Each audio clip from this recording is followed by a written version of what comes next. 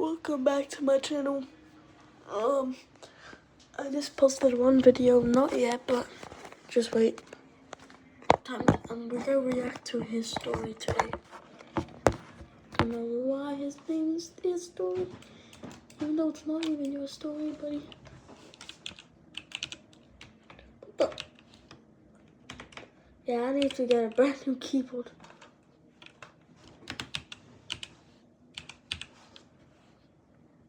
Yeah, I just spelled it wrong. It doesn't matter.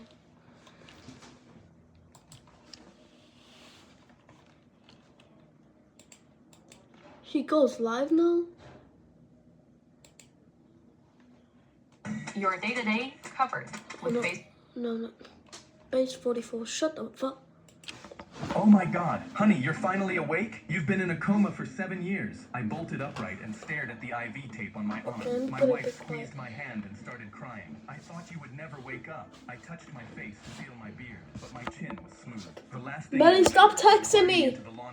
Let me make my video, then you can text me. Really in a coma all this time? Instead of answering, she just started to cry harder. So I grabbed her shoulders and begged her to tell me everything I missed. She wiped a tear and looked straight down. Your dog Buster died 2 years ago. My heart fell out of my chest.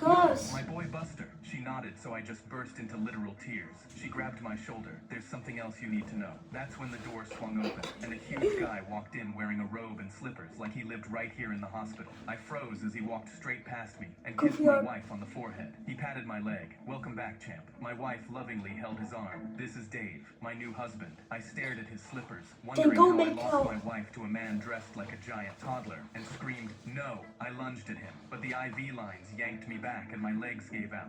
So I was swinging at him from the floor while he calmly held my forehead. You've been gone 7 years, champ. Don't you have something to say to your wife? I stopped struggling, because he was right. I'd been gone for 7 whole years, so I started confessing everything from my knees. Babe, I was the one who dented the car and blamed the neighbor's kid. She yelped and covered her mouth, but I kept going. I've also been faking liking your mom's cooking for 10 years. It tastes like wet cardboard. She grabbed my arms. Honey, stop talking right now. I sucked in a breath.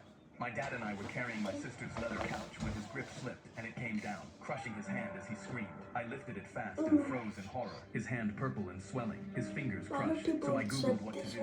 ER immediately. Permanent hand loss within minutes. My voice shook. We're going to the hospital now, but my sister stopped me, holding a bundle of herbs. He's not going to a hospital. We heal him the way our ancestors did. My frail dad was crying under his breath, and I knew my herb-obsessed sister was going to get him killed. She packed a fistful of wet leaves onto his crushed hand, and within seconds it swelled twice the size. She clapped. The swelling means it's pulling the poison out, but his hand didn't look right, so I sent a photo to ChatGPT, and my blood ran cold. These plants can poison his bloodstream and kill him within the hour. I screamed. This can kill him. He needs a doctor, but she ignored me and wrapped it tighter. My dad grabbed my wrist with his good hand. Don't fight your sister, son. It'll be okay. He was too gentle to defend himself, so I knew I had to fight for him. But the second he finished, his voice cracked into a scream he couldn't hold back. My sister lit up. That's the toxins leaving. Yes, Daddy. Scream. Then his head dropped. His skin went gray. His breaths shallow and fast. This is what ChatGPT said. You're killing him. I caught him as he swayed, but she was already reaching for another handful of leaves. She packed another fistful of leaves onto his hand, and I grabbed his arm to leave. But just then,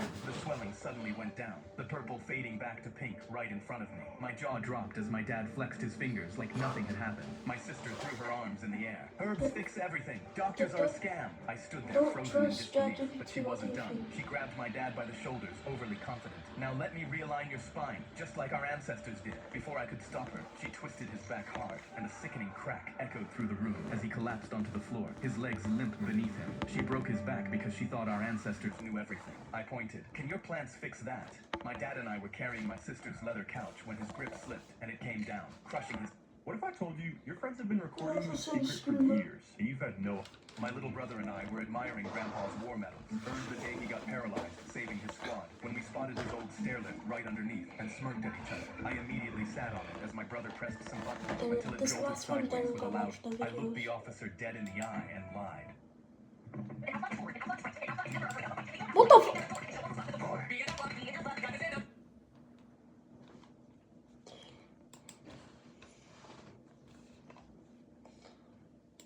I took revenge on wanted to Chester. change my clothes after PE and get to science class without any troubles. Then, as I was sitting on the bench, one shoe off, one shoe on, I heard Chester Marshall's voice carry across the empty room. Heard you said something about me in third period. Beach. Bitch. I never said Bitch. anything about anyone. I felt my stomach in knots. Turned around to see Chester 6 inches from my face. All 4'11", 110 pounds of him. His big brother Bo had the locker room door closed as he watched with his arms crossed. Bo's twin brother Cody leaned against the lockers, looking bored. Both of them were 6'8", 300 pounds each, and were starting linemen on the I football think I team. can kick They the were both stick. 20 years old and still walking the halls of my high school like a pair of tired bears, because every time the school tried to graduate them, they punched somebody and got held back a year. These were the notorious Marshall brothers. Chester knew no one would mess with him because they were terrified of his massive brothers. Chester looked at his right hand that had a scorpion tattoo on the inside of his wrist. Have you ever felt a scorpion sting? I stayed still, thinking that if I didn't respond, I could just disappear, and it would maybe be better. It was wrong, because he slapped me hard across the face. My fists clenched up. Pure rage flooded through me. I felt the muscles in my arms lock, my weight shift forward, and for half a second, I almost let myself tear his head off. Then I saw his massive, monstrous throat Oh my God. watching me very closely. Chester smiled, grabbed a fistful of my hair, and drove my face into the metal of the locker room door. The sound of my nose breaking through was the thing tile and listened to their sneakers fade down the hallway. I got up slowly, cleaned my face at the sink with brown paper towels, and stuck wet tissue up my nostrils until the bleeding stopped. I felt like such a pathetic, helpless loser. Then I realized that this had gone on for over a year, and I needed to report it. I went and told the principal, and he was shocked. Chester, you expect me to believe that little shrimp is actually hurting anyone? He's one of our best students. Don't you have anything better to do? Get out of my office. On my way out, I bumped into Chester's father, Wayne Marshall. Watch where you're going. He giggled and then hugged my principal.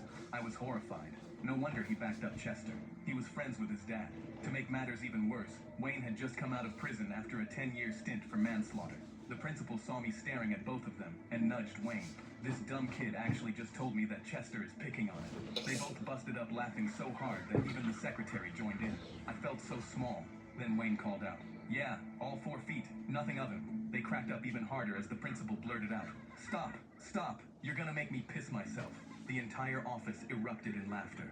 I shook my head and Okay, left feeling Chloe is the hopeless. I customer. felt invisible, like I didn't matter or exist to anyone. I had no one else to turn to, so I went home that night, sat across the kitchen table from my dad, who was an ex-Marine, and I told him everything. He didn't say anything for a full minute, then looked at me with a cold, hard glare that I had never seen before. He stood up and grabbed his keys off the counter.